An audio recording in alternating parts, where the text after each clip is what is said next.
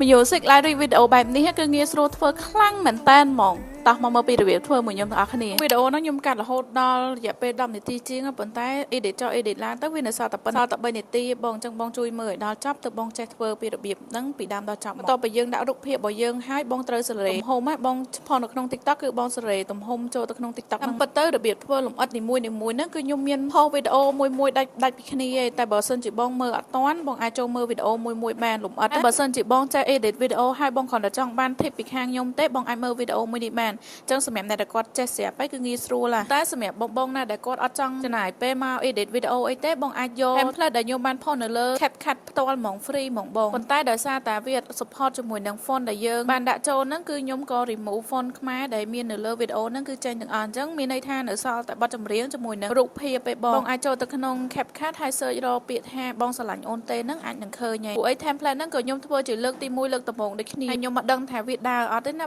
បងចឹងបើបងចង់ដឹងបងអាច search ចូលទៅក្នុង CapCut បាទ account ខ្ញុំបើកមកវាឃើញស្រាប់ហើយអញ្ចឹងខ្ញុំមិនដឹងថាពេលដែលអ្នកនរគ្នាមើលទៅឃើញបែបណាជាម្ដងទៀតបងដែលគាត់អត់ទាន់យល់ពីចំណុចមួយបងអាចមើលវីដេអូដែលខ្ញុំបានផុសពីមុនមកទៅគឺខ្ញុំផុសពីរបៀបធ្វើមួយលម្អិតហ្នឹងគឺហើយអស់ហើយគ្រាន់តែយើងយកមកបញ្ចូលគ្នាយកមក combine ចូលគ្នាទៅគឺវាបាន music video live បែបនេះមកអញ្ចឹងដូចខ្ញុំបញ្ជាក់ប្រាប់បងអញ្ចឹងបើសិនជាបងចេះពីមុខងារវាមួយលម្អិតមួយគឺងាយស្រួលបងនៅការប្រើប្រាស់នៅលើ CapCut ព្រោះការប្រើនៅលើ CapCut ខ្ញុំគិតថាវាងាយស្រួលដំបូងវាពិបាកសម្រាប់បងទាំងអស់គ្នាសម្រាប់ខ្ញុំផ្ទាល់ក៏ពិបាកដូចគ្នាពេលដែលខ្ញុំចាប់ផ្ដើមធ្វើវីដេអូដំបូងតែនៅពេលដែលយើងស្គាល់ពីមុខងារ function របស់វានីមួយគឺងាយស្រួលប្រើខ្លាំងមែនតើបងមិនថាកម្មវិធីណាបើសិនជាយើងស្គាល់មុខងាររបស់វាមួយបានច្បាស់គឺយើងងាយស្រួលប្រើវីដេអូនេះវាមានរយៈពេលចំនួន3នាទីខ្ញុំមិនដឹងថាផុសនៅលើហើយខ្ញុំនឹងផុសនៅលើ YouTube channel ខ្ញុំនៅទៀតបើសិនជាបងទំនេរអីបងអាចចូលមើលនៅក្នុង YouTube ហ្មងក៏បានដែរចាអញ្ចឹងខ្ញុំសូមអត់និយាយអីទេបងអាចមើលវីដេអូនឹងមួយលម្អិតតាមនឹងបានហើយបើសិនជាបងឆ្ងល់កន្លែងណាបងអាច comment សួរខ្ញុំបាន